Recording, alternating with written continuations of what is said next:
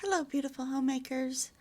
Today I'm continuing reading the February chapters of 1,000 Ways to Please a Husband with Bettina's Best Recipes. February. Cold and snowy February does seem slow and trying, very. Still, a month made gay by Cupid never could be wholly stupid. Chapter CX, which is Chapter 110, A Steamed Pudding. "This was a splendid dinner, Bettina," said Ruth, as the two of them were carrying the dishes into the kitchen and Fred and Bob were deep in conversation in the living room. "Such a delicious dessert. Suet pudding, wasn't it? I couldn't guess all that was in it. Just a steamed fig pudding, Ruth, the simplest thing in the world." "Simple? But don't you have to use a steamer to make it in? And isn't that awfully complicated? I've always imagined so." "You don't need to use a steamer at all. I steamed this in my fireless cooker in a large baking powder can. I filled the buttered can about 2/3 full and set it in boiling water that came less than halfway up the side of the can. Of course, the cover of the can or the mold must be screwed on tight, and the utensil in which it is steamed must be covered. I used one of the utensils that fit in the fireless, of course, and I brought the water to a boil on the stove, so that I was sure it was boiling vigorously when I set it in the cooker on the sizzling hot stone. You see, it is very simple. In fact, I think steaming anything is very easy, for you don't have to keep watching it, as you would if it were baking in the oven and basting it or changing the heat. We haven't a cooker, you know. Could I make a steamed pudding that same way on the stove? Yes, indeed, the very same way. Just set the buttered can, filled 2/3 full in a larger covered utensil holding boiling water. Keep the water boiling all the time. I shall certainly try it tomorrow, Bettina." For dinner that night, Bettina served breaded veal, creamed potatoes, browned sauce, spinach with hard-cooked eggs, bread, butter, spiced peaches, fig pudding, foamy sauce, and coffee. I also want to let you know that on my blog I have this written out over at thriveoneincome.com, and I have different pictures than what you're seeing on the YouTube channel. Chapter 111, on Valentine's Day. "Bob, the flowers are lovely," said Bettina, looking again at the brilliant tulips on the dinner table. "They make this a real Valentine dinner, although there is nothing festive about it. I had intended to plan something special, but I went to a Valentine luncheon at Mary's and stayed so late." "A Valentine luncheon? With red hearts everywhere, I suppose?" "Yes, everything heart-shaped and in red, too, as far as possible. Mary had 12 guests at one large round table. Of course, there were strings and strings of red hearts of various sizes decorating the table. Not a very new idea, of course, but so effective. And everything tasted so good. Cream of tomato soup, the best stuffed tenderloin with mushroom sauce — I must find out how that is made — and the best sweet potato croquettes." "Sweet potato croquettes? That's a new one on me." "I'll have to try them sometime soon. And Mary had peas in heart-shaped baking powder biscuits, the cunningest you ever saw. Heart-shaped date bread sandwiches with her salad, and heart-shaped ice cream with individual heart cakes." "That was a Valentine's Day with a vengeance, wasn't it?" "Yes, but it was lovely, Bob." That night Bettina served broiled steak, baked potatoes, macaroni with tomatoes and green peppers, bread, butter, cornstarch fruit pudding, cherry sauce, and coffee. Chapter 112. Ruth gives a dinner for 4. Bettina and Bob arrived at 6:30, as Ruth had requested. "She wouldn't let me come earlier, Bob," explained Bettina as they rang the bell. "I wanted to help her, you know, but she said her father and mother were out of town and Fred was to be the only guest besides ourselves, so she was sure that she could manage alone. There she is now." But it was not Ruth, after all. "Why, Fred, hello," said Bob. "Did you come early to assist the cook?" "I did," said Fred, "but she informed me at once that she wanted no inexperienced help around, so I've been sitting in the living room alone for the last half hour. She did say that I might answer the bell, but as for doing anything else, well, she was positively rude." And Fred raised his voice so that its penetrating tones would reach the kitchen. "The worst of all is that I've been hungry as well as lonesome.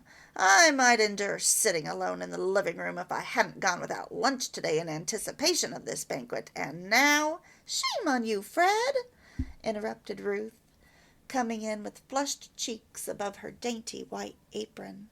"Did he receive you properly?" "I leave it to you, Bettina, to say that I've received harsh treatment. Here I went and purchased 4 good seats for the Duchess Theater tonight." "You did, Fred? Why, you dear boy," cried Ruth. "For that, I'll see that you are certainly fed well. Dinner is ready, people. Will you walk into the dining room?" Ruth's dinner consisted of pigs in blankets, candied sweet potatoes, a scalloped eggplant, bread, butter, date pudding, and cream. Chapter 113. Alice Practices Economy. "Oh, Bettina," said Alice delightedly as she opened the door. "I'm so glad to see you. I've just been thinking about you. What do you suppose I'm doing?" "Getting dinner? That is what I must be doing very soon. I stopped in for only a minute on my way home." "I am getting dinner, and I want to tell you that it is a very economical dinner, and it's going to be good, too. I thought and thought about your advice and decided to practice it. So I searched all through my cookbooks for the recipes I wanted and finally decided on this particular menu. But Bettina, now I can tell you the flaw in your system of economy." "What's that? Harry doesn't like it?" "Goodness, no. Harry was delighted with the idea. My argument is this. It's going to take me an endless amount of time to plan economical meals that are also good.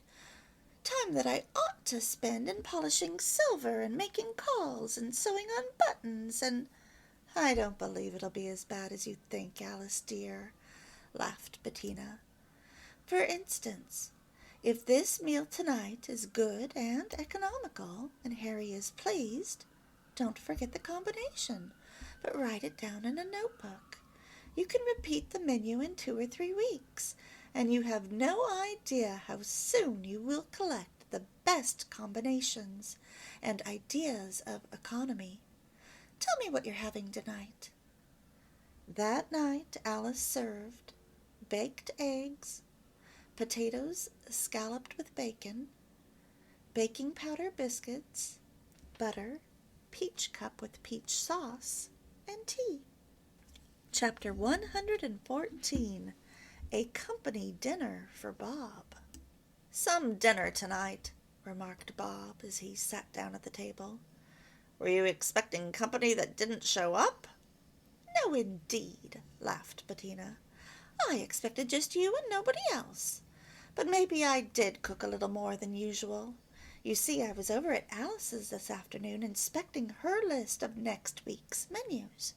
You know she is trying to economize, and she is really doing it, but in spite of economy, Harry is having elaborate meals. I do hope he appreciates it. Nearly all of her dinners are 3-course affairs, most carefully planned to look like the real thing, as she calls an expensive dinner.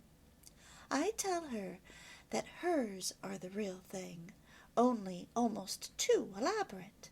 You see, she is trying to disguise her economy so that Harry won't miss the first meals she gave him. She makes me almost afraid that I'm not feeding you enough. No danger of that, said Bob emphatically. But what are all these economical things she's serving? Wait, I wrote some of them down. Listen, here's one. Peanut croquettes, olive sauce, Duchess potatoes, creamed beets, Parker House rolls, orange marmalade, pea and cheese, salad, wafers, apricot ice, and sponge cake. How's that? And here's another.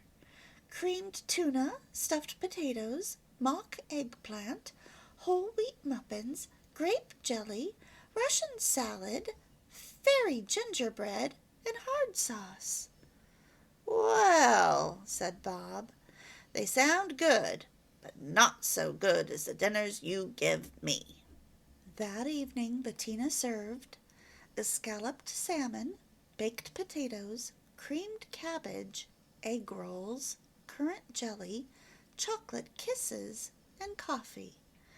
I thought you might be interested in how she made her chocolate kisses, 14 of them. 1 cup of powdered sugar, 2 egg whites, 1 cup fine breadcrumbs, 2 ounces melted chocolate, 1 teaspoon cinnamon, 1 teaspoon vanilla, 1 teaspoon baking powder. Beat the egg whites very stiffly. Add very carefully the powdered sugar. Cut and fold in the breadcrumbs and the baking powder. Add the chocolate, cinnamon, and vanilla. Drop the mixture from the tip of a spoon 2 inches apart upon a well-greased pan. Bake in a moderate oven 12 to 15 minutes. Chapter 115. Supper after the theater. Now, Bob, you start the fire in the fireplace while I go into the kitchen and get a little lunch.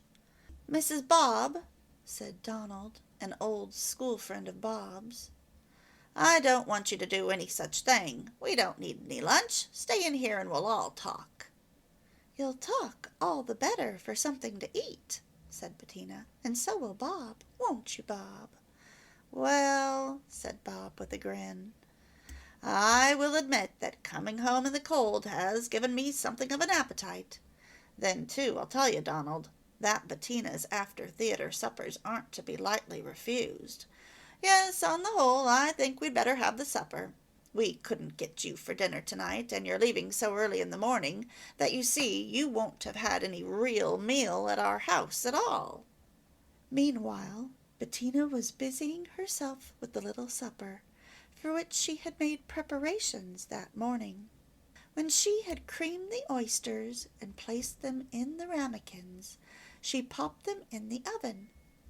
Next she put on the coffee in her percolator, and placed in the oven with the oysters the small loaf of brown bread that she had steamed that morning. Bob likes it better warm, she said to herself. Then she arranged her tea cart with plates, cups, silver, napkins, and peach preserves, not forgetting the rice parfait from the refrigerator. When she wheeled the little supper into the living room, Bob and Donald welcomed her with delight. I take it all back. I'm hungry after all, said Donald.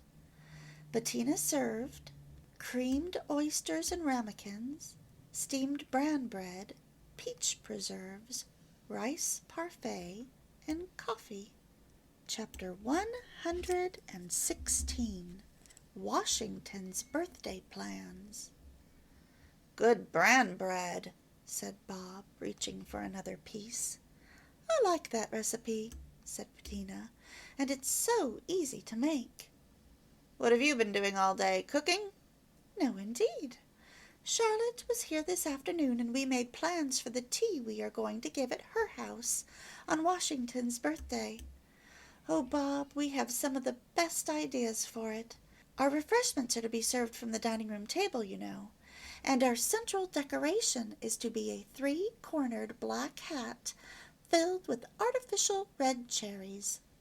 Of course, we'll have cherry ice and serve cherries in the tea, Russian style. The salad will be served in little black three-cornered hats. These, filled with fruit salad, will be set on the table, and each guest will help herself. The thin bread and butter sandwiches will be cut in a hatchet shape. And oh yes, I forgot the cunningest idea of all. We'll serve tiny gilt hatchets stuck in tree trunks of fondant, rolled in coconut and toasted brown. Isn't that a clever plan? Charlotte saw it done once and says it's very effective. It sounds like some party, and I'll feel especially enthusiastic if you won't forget to plan for one guest who won't appear. Or perhaps I should say for two, for I know Frank won't want to be forgotten. For dinner that night, Bob and Bettina had corned beef au gratin, baked tomatoes, applesauce, gluten bread, butter, cream pie, and coffee. Chapter 117, An Afternoon with Bettina. When Bettina pushed her tea cart into the living room, Alice and Ruth laid aside the mending at which they had been busy. "What delicious toast, Bettina," said Alice, taking one bite. "Why, it has cinnamon on it and sugar. I wondered what on earth you were making that smelled so good, and this is something new to me." "It's cinnamon toast," said Bettina, "and so easy to make. I was busy all morning and didn't have time to make anything but these date kisses for tea, but cinnamon toast can be made so quickly that I decided to serve it." "I like orange marmalade too, Bettina," said Alice. "I wish I had made some. I have spiced peaches and a little jelly, but that's all. Next summer I intend to have a perfect orgy of canning. Then my cupboard will be even better stocked than Bettina's, perhaps. I opened a jar of spiced peaches last evening for dinner, and what do you think? Harry ate every peach in the jar. I had expected them to last several days, too." "I hope you saved the juice," said Bettina. "I did, but I don't know why. It seemed too good to throw away somehow." "Have you ever eaten ham cooked in the juice of pickled peaches? It's delicious. Just cover the slice of ham with the juice and cook it in the oven until it's very tender. Then remove it from the juice and serve it." "That sounds fine. I'll do it tomorrow." That afternoon Bettina served cinnamon toast, tea, orange marmalade, and date kisses. Chapter CXVIII, Chapter 118, A Washington's Birthday Tea. When the tea guests were ushered into Charlotte's dining room that afternoon, they were delighted with the table and its red, white, and blue decorations. In the center was a large three-cornered hat made of black paper and heaped with artificial red cherries. The cherry ice was tinted red and served in sherbet glasses. A large white cake, uncut, was one of the chief decorations, for halves of red cherries were placed together on it to represent a bunch of cherries, while tiny lines of chocolate icing represented the stems. Bettina poured the tea and placed in each cup a red cherry. The guests helped themselves to trays, napkins, forks, and spoons, and each took a portion of Washington salad, served in a small black three-cornered hat lined with waxed paper. Each took also a rolled sandwich tied with red, white, and blue ribbon, and a nut bread sandwich in the shape of a hatchet. The Washington fondant, rolled in coconut and toasted to represent 3 trunks, with small gilt hatchets stuck in them, occasioned great delight. "How did you ever think of it?" Ruth asked, and Bettina gave Charlotte the credit, though she in turn disclaimed any originality in the matter. "One thing is lacking," said Bettina. "Charlotte and I should be wearing colonial costumes. We did think of it, but happened to be too busy to make them." That afternoon Charlotte and Bettina served George Washington salad, rolled sandwiches, nut bread sandwiches, cherry ice, cherry cake, and Washington fondant. The Washington salad had pineapple, marshmallows, grapefruit, canned seed white cherries, filberts, Brazil nuts, salad dressing, whipped cream, red cherries, and tiny silk flags in it. I have the recipe on my website along with the nut bread for sandwiches. And a note on the nut bread sandwiches says, "When the nut bread is 1 day old, cut it in very thin slices. Cream the butter and spread 1 piece of bread carefully with butter. Place another piece on the top. Press firmly. Make all the sandwiches in this way. Allow to stand in a cool, damp place for 1 hour. Make a paper hatchet pattern. Lay the pattern on top of each sandwich and cut with a sharp knife. Trace around the pattern. Cut through carefully and the sandwiches will resemble hatchets. This is not difficult to do and is very effective." Washington's birthday sandwiches had 1 loaf of white bread 1 day old, 8 tablespoons of butter, and 2 yards each of red, white, and blue ribbon. You were to cut the bread very thin with a sharp knife, remove all the crusts, place a damp cloth around the prepared slices when very moist and tender. Spread with butter which has been creamed with a fork until soft. Roll the sandwiches up carefully like a roll of paper. Cut the ribbon into 6-inch strips and tie around the sandwiches. Place in a bread box to keep moist. Pile on a plate in log cabin fashion. Chapter CXIX 119. Another oven dinner. Bettina heard a step on the porch and, quickly laying aside her kitchen apron, rushed to the door to meet Bob. Her rather hilarious greeting was checked just in time at the sight of a tall figure behind him. "Bettina, this is Mr. McGregor of McGregor and Hopkins, you know. Mr. McGregor, my wife Bettina. I've been trying to get you all afternoon to tell you I was bringing a guest to dinner and to spend the night. The storm seems to have affected the lines." "Oh, it has.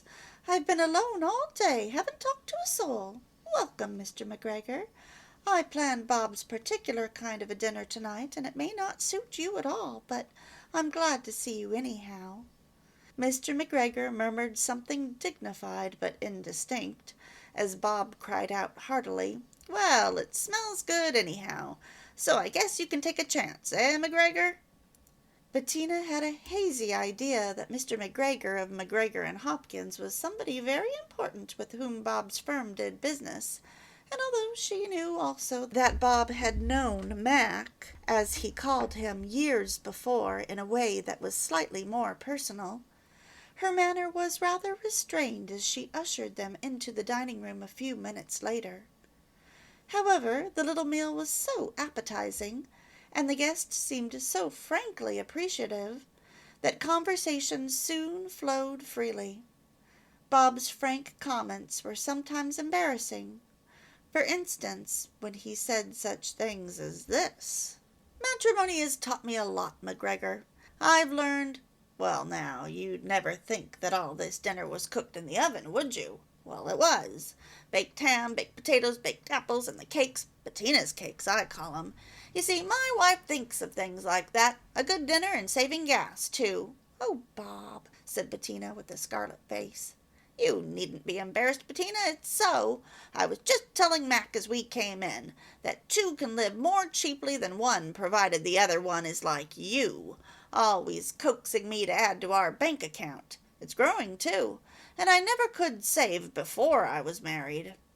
The dinner consisted of baked ham, baked potatoes, head lettuce, Roquefort cheese dressing, bread, butter, baked apples, and Bettina's cakes. Chapter CXX 120. Bob makes popovers. Bettina was busily setting the table in the dining room when Bob appeared. "Oh, Bettina," said he in a disappointed tone, "why not eat in the breakfast alcove? I'd like to show McGregor how much fun we have every morning." "Won't he think we're being too informal?" "I want him to think us informal. The trouble with him is that he doesn't know that any simple brand of happiness exists. His life is too complex. Of course, we're not exactly primitive with our electric percolator and toaster." "Sorry, Bob, but you can't use the toaster this morning. I'm about to stir up some popovers." "Well, I'll forgive you for taking away my toy, inasmuch as I do like popovers. Let me help you with them, Bettina. This is one place where you can use my strong right arm." "Yes, indeed I can, Bob. I'll never forget those splendid popovers that you made the first time you ever tried. They look simple, but not very many people can make good ones. The secret of it all is in the beating," she said as she stirred up the smooth paste, "and then in having the gem pans in the oven very hot." "Well, these'll be good ones, then," said Bob as he set about the task. "You light the oven, Betty, and put the gem pans in it, and then, before you have changed things from the dining room to the alcove, I'll have these popovers popping away just as they ought to do." The percolator was bubbling, and the popovers were nearly done, when they heard Mr. McGregor's step. "He's exactly on time," chuckled Bob.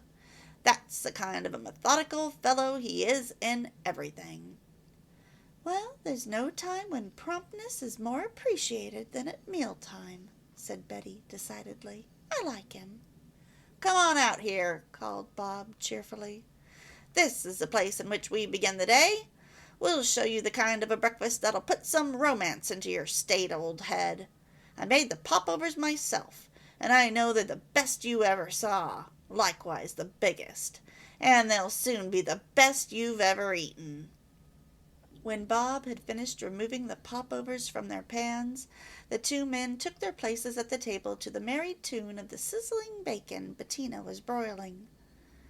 "I never entertained a stranger so informally before," said she. "And I was never such a comfortable guest as I am at this minute," said Mr. McGregor, looking down at his breakfast, which consisted of grapefruit, oatmeal, bacon, popovers, and coffee. And that ends the February chapters. Bye.